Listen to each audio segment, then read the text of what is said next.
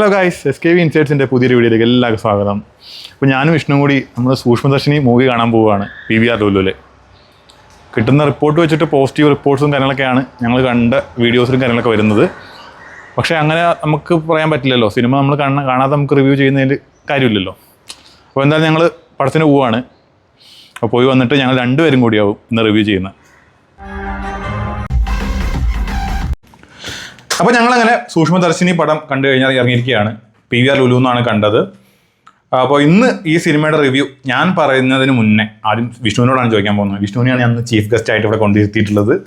അപ്പോൾ വിഷ്ണുവിനോട് തന്നെ ആദ്യം ചോദിക്കാം, പടം എങ്ങനെയുണ്ട്? പടം കൊള്ളാം, മസ്റ്റ് വാച്ച് ആണെന്ന് തന്നെ പറയാം. കോമഡി മൂവി ആയിരിക്കും എന്ന് വിചാരിച്ചാണ് ഇപ്പോൾ ഇത്. പക്ഷേ പടം തുടങ്ങി അതൊക്കെ കഴിഞ്ഞൊരു പകുതിക്ക് മുമ്പായിട്ട് പടത്തിൻ്റെ പരിപാടി കംപ്ലീറ്റ് ആയിട്ട് മാറുകയാണ്. വേറൊരു എന്താ പറയുക, ഒരു ത്രില്ലർ മോഡിലേക്ക് പയ്യെ ക്യാരക്ടേഴ്സ് എല്ലാം വന്ന് പിന്നെ അതിലേക്ക് ഇന്നാവും. പിന്നെ അത് കഴിഞ്ഞ് ഭയങ്കര നമ്മൾ ആ തുടക്കത്തിൽ വെച്ചിരുന്ന ഒരു എക്സ്പെക്ടേഷനോ കാര്യങ്ങളോ ഒന്നുമല്ല പിന്നെ നമ്മൾ കാണുന്നത്. നല്ല രസമാണ്. ത്രില്ലർ മൂവി ആണ് ശരിക്കും. ഒരു കോമഡി അല്ലെങ്കിൽ ഒരു എൻ്റർടൈനർ അങ്ങനത്തെ ഒരു പരിപാടിയല്ല. മസ്റ്റ് വാച്ച് ആണ്, എല്ലാവരും പോയി കാണണം. ഞാനും ആ സിനിമയെ പറ്റി എനിക്ക് തന്നെ പറയാനുള്ള. ഞങ്ങൾ ആക്ച്വലി ഈ സിനിമ ബുക്ക് ചെയ്യുന്നതിന് മുന്നേ ചെയ്യണോ, പബ്ലിക് തിയേറ്റർ റെസ്പോൺസ് ഒക്കെ നോക്കിയിരുന്നു. എങ്കിൽ പോലും നമ്മളൊരു കോമഡി എനിക്ക് അത്ര വർക്കൗട്ട് ആകുമെന്നൊക്കെ വളരെയധികം സംശയിച്ചിരുന്നു ആക്ച്വലി ഈ ഒരു സിനിമ കാണുന്നതിന് മുന്നേ. ഞാൻ പിന്നെ എല്ലാം കാണാറുണ്ട്, പക്ഷെ എന്നാലും എനിക്ക് സംശയമായിരുന്നു ഇന്ന് തന്നെ പോകണോ കാണണോ എന്നുള്ളത്. പക്ഷേ നമ്മളവിടെ കൊണ്ടിരുത്തി ആ തിയേറ്ററിൽ സിനിമ സ്റ്റാർട്ട് ചെയ്തത് മുതൽ നമ്മൾ ആ പടം കണക്റ്റ് ആക്കി, നമ്മൾ ആ ഒരു എൻഗേജഡ് ആക്കി എന്ന് തന്നെ പറയണം. ഓരോ സീൻ ബൈ സീൻ നമ്മളെ അതിനോട്ട് ആ ഒരു ഇൻവെസ്റ്റിഗേഷൻ പോലെ തന്നെ നമ്മൾ ആ സിനിമയോട് കൂടി ചേർന്ന് പോവുകയാണ്. ഒരു ത്രില്ലർ മോഡ് പടമാണ്. നമ്മൾ കോമഡി ഉണ്ട്, ഇല്ലയെന്ന് പറയുന്നില്ല, പക്ഷേ ആ ഒരു ത്രില്ലർ ജോണറിൽ പിടിച്ചിട്ട് തന്നെയാണ് പടം കംപ്ലീറ്റ്ലി പോകുന്നത്. ഇതിൻ്റെ എല്ലാ ഡിപ്പാർട്ട്മെൻറ്റ് വൈസും, കാരണം മ്യൂസിക് ആണെങ്കിൽ കൂടി എല്ലാം നല്ല രീതിയിൽ തന്നെ വർക്കൗട്ടായിട്ട് വന്നിട്ടുണ്ട്. പിന്നെ എടുത്ത് പറയാനുള്ള ക്യാരക്ടേഴ്സ് ഇപ്പോൾ ബേസിലിൻ്റെയും അതുപോലെ നമ്മുടെ നസ്രിയുടെ ക്യാരക്ടർ, പിന്നെ നമ്മുടെ ദീപക് പറമ്പോൾ ആളുടെ ക്യാരക്ടർ, അങ്ങനെ കുറച്ച് ക്യാരക്ടേഴ്സ് വരുന്നുണ്ട്.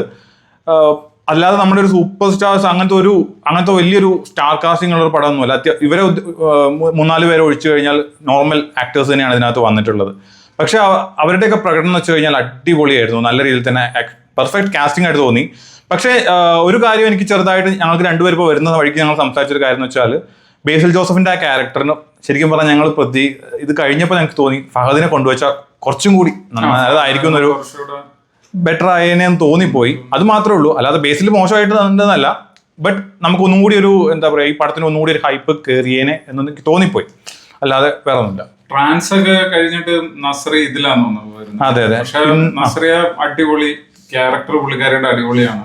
പുള്ളിക്കാരിയാണ് ത്രൂ ഔട്ട് പടത്തിനെ കൊണ്ടുപോകുന്ന തന്നെ പുള്ളിക്കാരിയാണ്. അതെ, കാരണം 4-5 വർഷമായി ആക്ച്വലി ഒരു സിനിമയിൽ വന്നിട്ട് ആ ഒരു ഒന്നും അത്രയും ഒരു ഗ്യാപ്പ് നമുക്കൊന്നും ഒട്ടും ഫീൽ ചെയ്യിച്ചിട്ടില്ല എന്നാണ്. അത്രയും നല്ല രീതിയിൽ തന്നെ പുള്ളിക്കാരി അത് ചെയ്തു പോയിട്ടുണ്ട്.